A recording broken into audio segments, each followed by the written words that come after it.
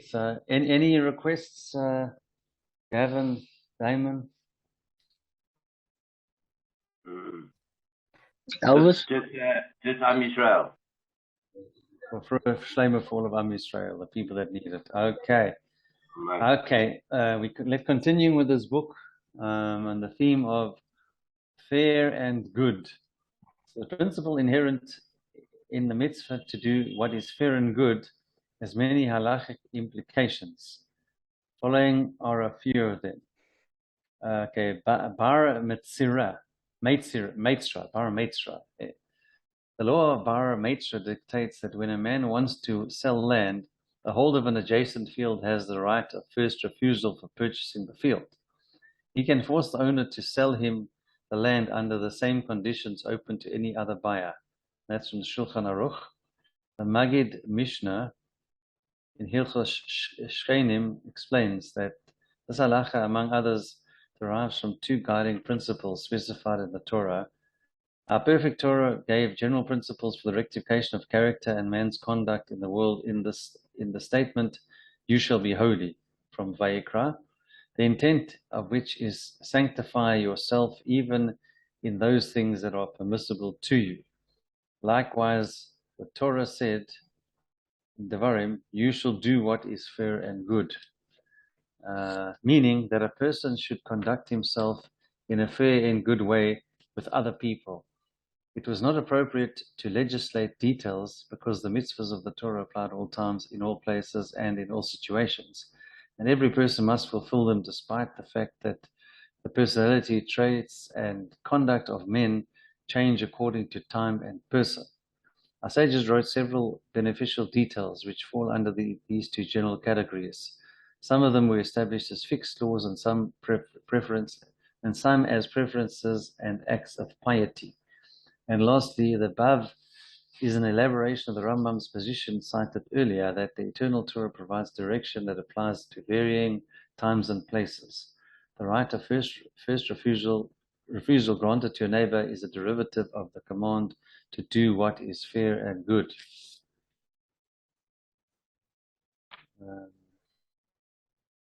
Okay, sanctify yourself, even if things are permissible to you. I've heard a shir like this applies to people who married. If someone's wife is available for relations, obviously she hasn't had her period and she's been to the mikveh, and that you can't have sex with her like 100 times a day. It's not. That's also even though it's permissible, it's not like a good thing. It's, you know what I mean. I don't know if you heard that, Damon. Listen, I'm gonna tell my wife. Sorry, we didn't know.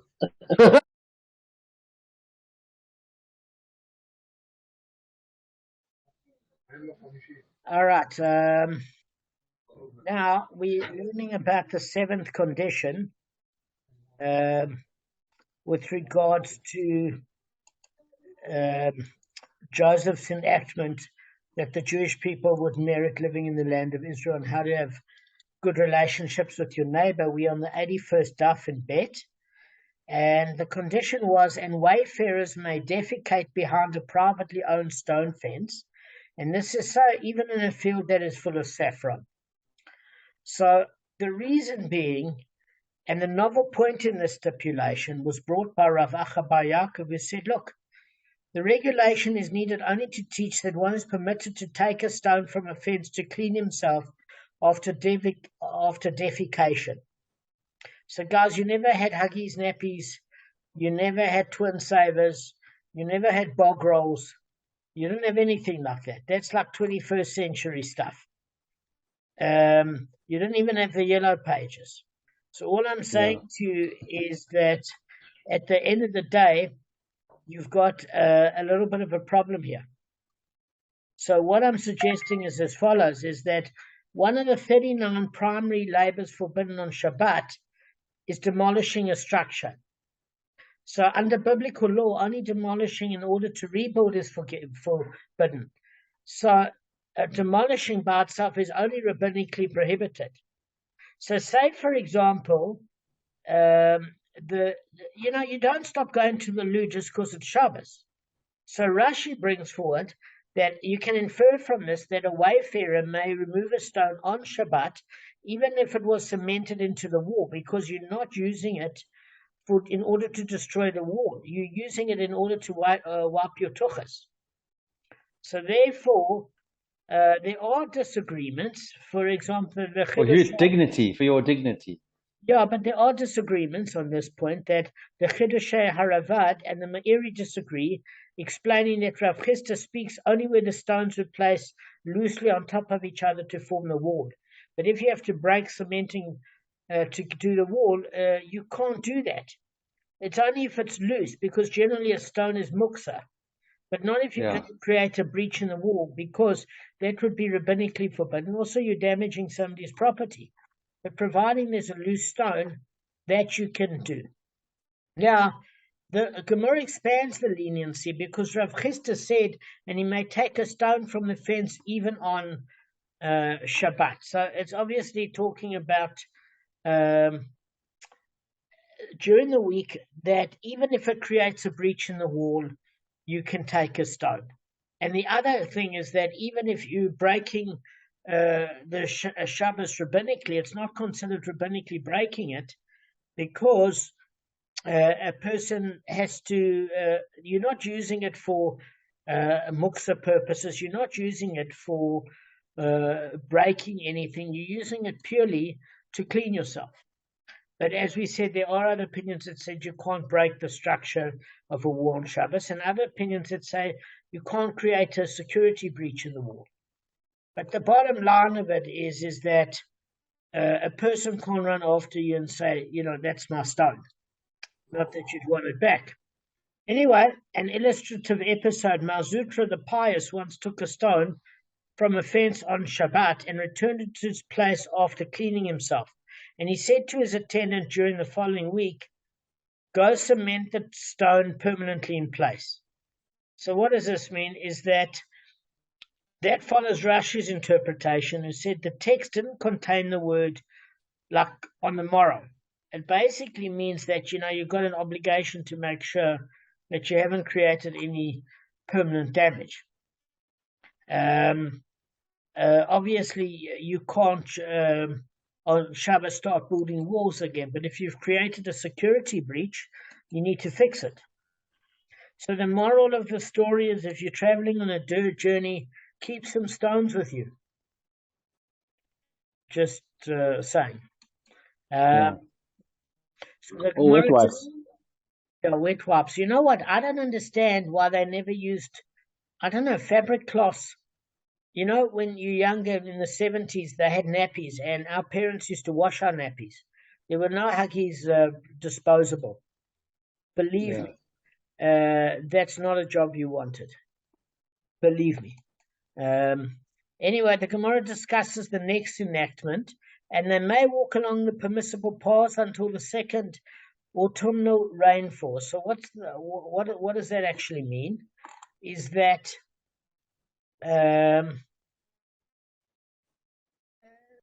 basically, even when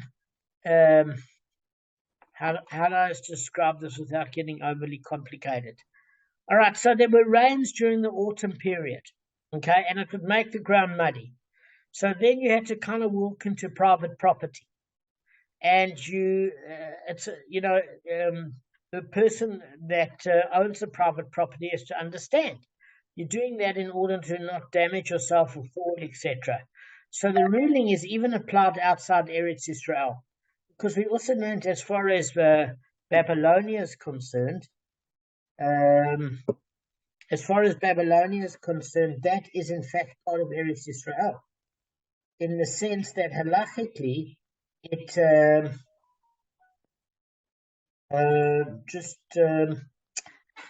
in other words, sorry guys, in other words, if you in Eretz Israel, it's an enactment by Joshua, but if you're in Babylonia, any enactment that occurs in Eretz Israel would generally occur in a place where many Jews have created a society, like Babylonia. So Rav Papu, who lived there in Babylonia, said, and with regard to the soil of ours, even when Jew descends upon it at night, the public's treading on the morrow is harmful to it, which basically means even when the sown fields of Babylonia are moistened by dew is not sufficient to generally create damage. But if you combine that with people trampling on them in the morning, it's going to damage the seeds. So we derive the enactment is extended to all places where Jews own cultivated lands, and that the threshold forbidding the use of shortcuts in these foreign countries is damage to the seeds that is commensurate to the damage of seeds in Eretz Israel during the annual rainfall. So obviously the enactment then was you can only walk across permissible paths until the second autumnal rainfall, meaning they're generally more lax in the summer because you're not going to create any permanent damage to cultivated seeds. But in the winter, you've got to be careful where you're trampling. Okay? So Joshua's 8th condition, and wayfarers may turn to the sides of the roads on account of the pegs on the roads. So what do we mean? Well, Shmuel and Rav Yehuda were once going along the road in Babylonia, and at a point where the road became pitted and difficult to travel, Shmuel turned off to the side of the road and continued walking there. So they obviously had a carriage, and those wheels don't do so well when they're trampled by potholes, etc. We can, in South Africa, testify to it. So Rav Yehuda said to him, are the conditions that Joshua stipulated operative even in Babylonia? In other words, are you allowed to walk inside the border of a privately owned field, even here? So Rav Yehuda said in reply Shmuel said in reply to Rav Yehuda, yes, I can. In other words, it's a privately owned field, but basically the carriage isn't going any further. For I say that all of Joshua's enactments operate even in the communities abroad, and especially in Babylonia. So, because Babylonia was a major Jewish center, and there was regular traffic and communication between Jewish communities of Eretz Israel and Babylonia. So, if you not only take the fact that there's Jews there, but the amount of Jews, it's certainly appropriate to institute the stipulations that Joshua put into Eretz Israel.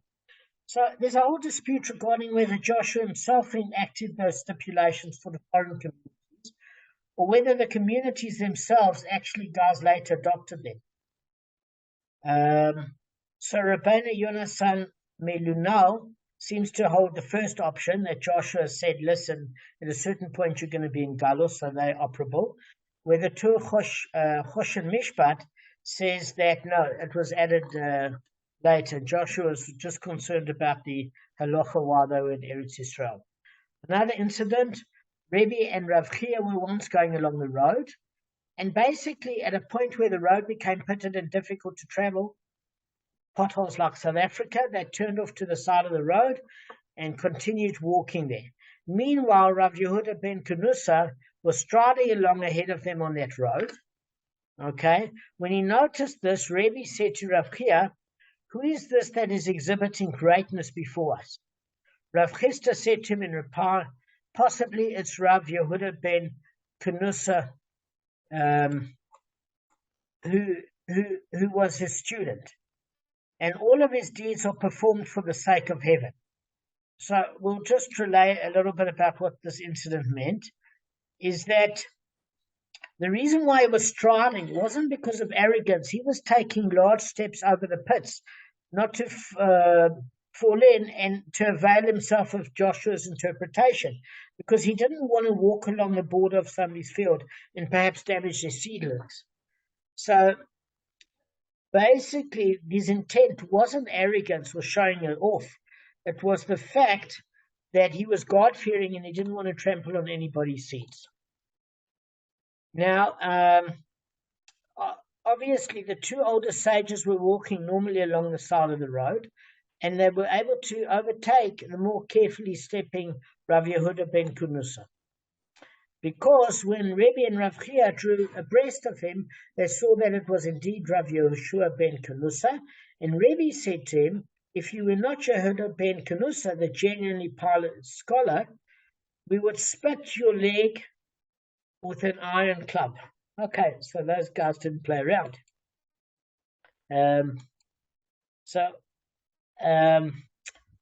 They didn't literally mean, guys, that they'd pull a mafia thing on him and start to hit him with a golf club and break his leg. It was basically splitting of the leg as a metaphor for excommunication. Okay, so they put a person into chayrin, because it connotes that a person would be rendered unable to intermingle in society. So that was just a metaphor. They wouldn't have taken baseball bats to him. But Rashi explicitly states that Rebbe and Rav Chia were ready to excommunicate Rav Yehuda ben Kanusa for the sin of giving the appearance of haughtiness, even though genuinely he was taking strides as to not walk on the side of the road and just avoiding the potholes. So the appearance of haughtiness in their presence exhibiting greatness before us. However, Yam Shal Shlomo says it's a difficult explanation because he was striding ahead of them, meaning he was even unaware that they were there. So it wasn't a thing of one-upmanship. Because had he been aware, it would have been a much more serious. And that alone is grounds for excommunication when you ignore your Rav and just walk off in a disrespectful manner. So they were availing themselves to Yeshua's leniency, that he was more scrupulous in terms of observation, in other words, giving him the benefit of the doubt, saying he was careful to make these huge strides in order to avoid the potholes for damage, and he didn't walk to the sides of the roads because he didn't want to damage seeds on privately owned cultivated property. Okay, so the ninth condition, one who is lost in the vineyards may cut his way through down and up until he exits. So the Gemara expands upon the ruling.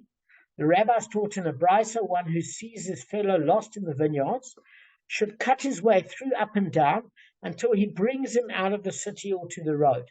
So it doesn't apply only to the person that's looking to escape. It's that if you see somebody stuck, you can free them. So obviously regarding yourself in the vineyards, you may cut your way through up and down until you come out of the road. So what's this need for the word "and so"? It's obvious. In other words, you don't need to know that the brisa's second ruling is necessary. A person may extricate himself from the vineyard in this manner, but what the Gemara is asking is, what's the difference between extricating yourself or extricating your fellow? That's what the Gemara is asking. So the Gemara answers, without the second ruling and the word "and so," you might have said that it is a case of one's fellow being lost, where the rescuer knows where he's going, and so damage to the vineyard is kept to a minimum. In other words, guys, imagine yourself in a maze, and somebody's trying to let you out. The person outside the maze knows the way out, but you don't know if you're going to be walking through the maze or not. So, Kevin, what it's saying is that if you want to let Gavin out the maze, you've got all rights to do so, because you're not going to hack the bushes and the trees and the produce unnecessarily, because you know the shortest way out. Kevin, you falling asleep? So what it's saying is that there's no shala in terms of you hacking somebody out of a bush, because you're already on the outside and you know the shortcut. But can somebody that's stuck inside hack their way out, because they're going to cause a lot more damage? Because where they hack out might be another forest and another tree, and who knows how much damage they needed. So the case is actually that if you're lost and you don't know where you're going, you may cut your way through an attempt to reach the city or the road directly, but he should rather make his way back to the end of the vineyard and walk around the boundaries until he reaches the road. So the Tana basically informs us that even a lost individual in an emergency can cut his way out to reach the city or the road, even if it does result in greater damage to the vineyard, but one should still try to find their way out normally. Now, the whole question is, does the owner himself, is he entitled to compensation? What do you guys think?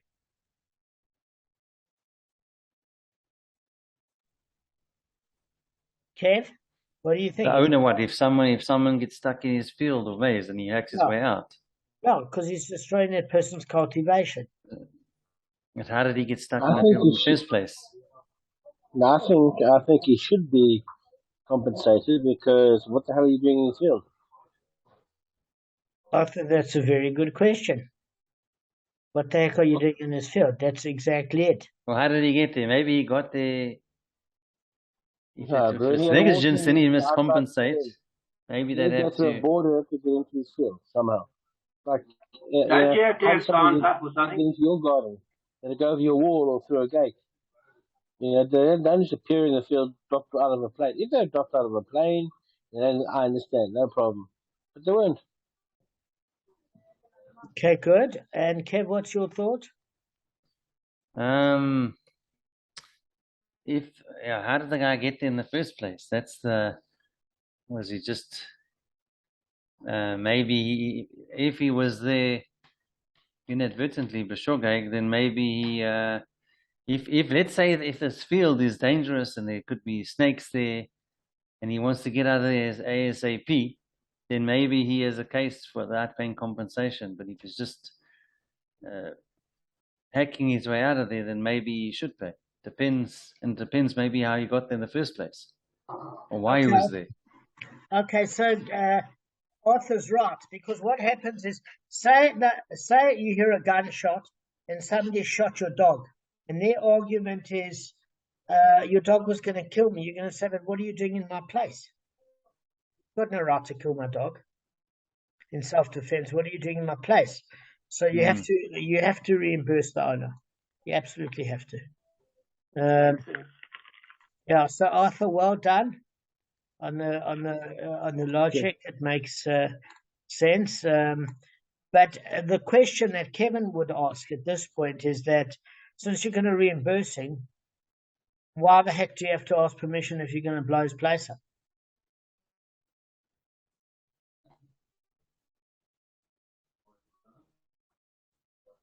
Guys? They were silent. Since you have to going to reimburse, say it again. I'm saying, why would the Gemara have to say, if the rule is that you have to reimburse the person, why would the Gemara say that even that there's a question if you could hack your way out of it? In other words, if you can burn down his house, if you're prepared to give him the money and it amuses you, why not? As at the end of the day, like you said, there might be fenugreek, there's stuff there that's going to be damaged if a guy hacks. Yes, but he has to there's pay a loss for that's all going of to be it. incurred. Yeah, that's it. So why even? What was he doing there? Maybe he was trespassing. He shouldn't have been in the field. That could also No. But the question is as follows: since the guy has to compensate what he's damaged, why should there even be a question in the Gemara as far as the compensation you need to make? It's common sense. You mean it's a given? It's a given. It shouldn't be a question. Yeah, and the answer is as follows: is you may be able to reimburse money for what it's worth, but never the person's time of what it cost them to plant. It's their lifeblood. They'll never get it back.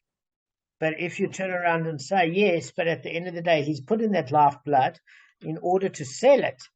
So therefore, he's prepared to do that. So why is there a Charlotte to chop the place down? So there's often a case in the Gemara when we learn laws of Shane that if your animal eats the food of somebody else's private property, you pay them back, but you don't pay them necessarily the same value as what they were going to sell it at. You pay them for the equivalent of the animal's next feed. If it's jutting towards the private public domain, remember we learned all those halachas. So it's a complicated issue. So let's look at just Joshua's 10th and final stipulation. Is that basically an unattended corpse acquires its site for burial. So what happens is that you're coming across a corpse, and it's outside the city limits, and somebody's got a farm by there. It needs that site for burial. Okay, it has to have a burial. So the Gemara does challenge that ruling, because in contrast with the following brisa, there is an issue that says one who finds a corpse lying on a main road should remove it to the right shoulder of the main road or to the left shoulder of the main road and bury it there. if the road is flanked by a fallow field, you just put you on mute, mate. Thank you. All right. So if the road is flanked by a fallow field and a plowed field, he shall remove the corpse to the fallow field and bury it there. Okay? And if the road is flanked with a plowed field and a sown field, he should remove it to the plowed field and bury it there. If both fields were fallow, or both were plowed, or both were sown, he may remove the corpse to the place he desires. From here we see that an unattended corpse does not acquire its site for burial. So what it's basically saying is that an unattended corpse is found in the middle of a public road. There are three options for dealing with it. Guys, you can transport it to a cemetery.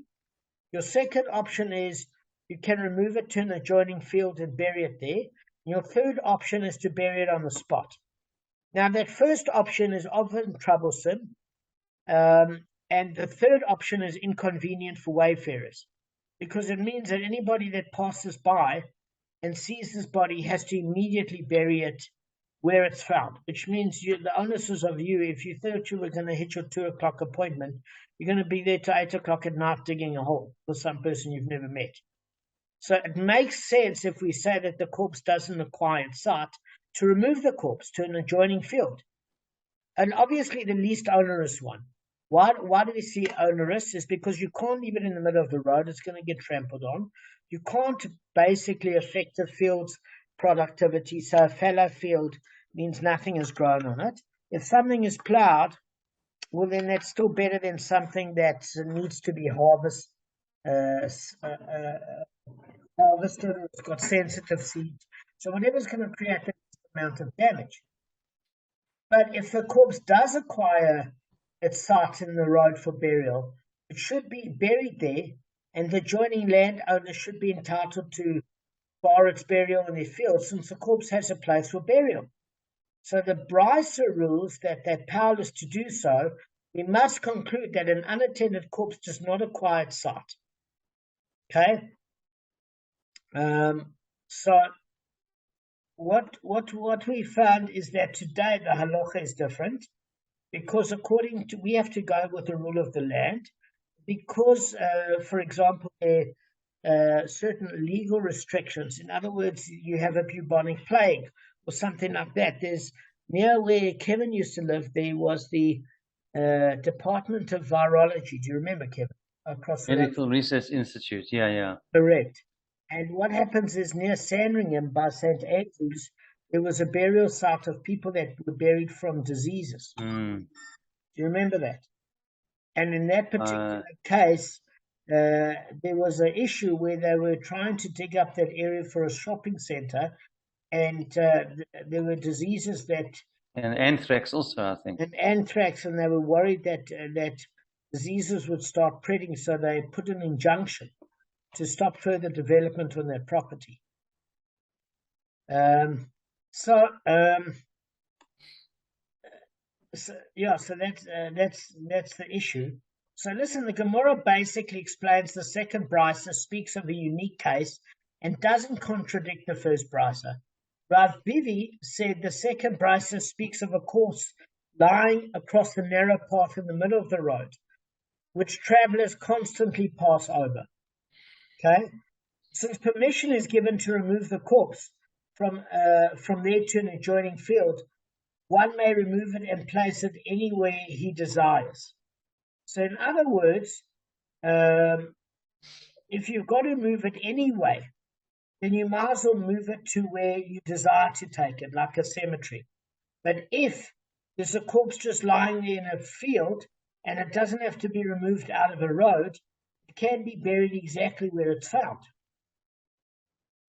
That's the difference, and the owner can't object. But a road, since it has to be removed anyway for the safety of others, you might as well then choose your burial space. You don't bury it in an adjacent field. It's only if it's found in a field. What's the purpose of it? If it's buried in someone else's field without permission, it's like stealing his land, so to speak. Is that the issue here? Why they're discussing to bury the corpse? Absolutely, but without permission. Correct. A person can't object. to a Jew being buried if they've got no burial site. But providing the corpse is there and you bury it where you found it. But if you have to remove it out the road, you can't just take somebody's random field. Then you might as well take it to a place where that person would desire to be buried.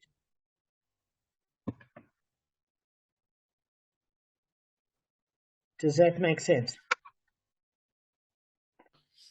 All right, guys, we're done. We've got a daf or two before we finish the second book, and then we're done. And what we're going to have to try to get to the third book. Yeah, but we're nearly done. The second book done. How many pages is the third book? How many? What's the last daf in Bava Kamma? What number is it?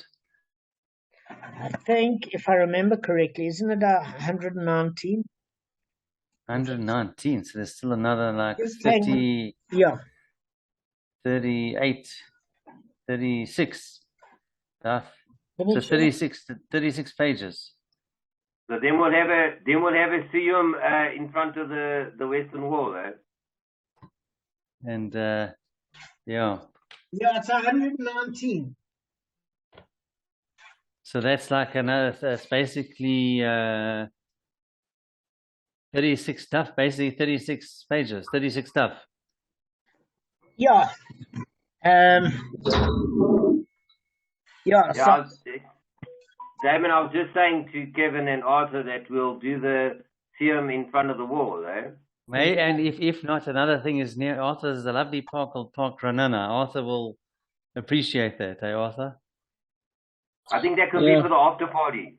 Yeah, after Arthur will organize refreshments and snacks, and no woman and song, no woman because it's fierce, Arthur. No dancing woman or singing or